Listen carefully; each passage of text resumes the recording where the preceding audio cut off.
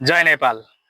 हाल साउदी अरबियाबाट हाम्रो राष्ट्रिय स्वतन्त्र पार्टीमा आबद्ध रहेका सम्पूर्ण हल मित्रहरूलाई धेरै धेरै धन्यवाद भन्न चाहन्छु। यो हस्ताक्षर कार्यक्रममा सहभागी भएका सम्पूर्ण मित्रहरूलाई पनि धेरै धेरै धन्यवाद।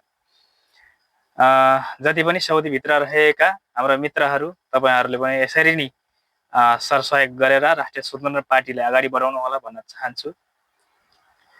राष्ट्रिय स्वतन्त्र पार्टीको हस्ताक्षर कार्यक्रम गर्दाखेरि तपाईहरूले यहाँको कानुन वा अथवा यहाँको संविधानलाई दोषी ठहराएर त्यस्तै कुनै पनि कार्य वा अथवा प्रतिक्रियाहरू नदिनु होला भन्न चाहन्छु। तपाईहरू सचेत रहेर आफ्नै देशको बारेमा मात्रै बोल्नु होला भन्न चाहन्छु। जति पनि यो हस्ताक्षर कार्यक्रम गरिसक्नु भएको मित्रहरूले तपाईहरूले डन भनेर लेख्नु वा अथवा जय घण्टी भनेर पनि लेख्नु होला भन्न चाहन्छु।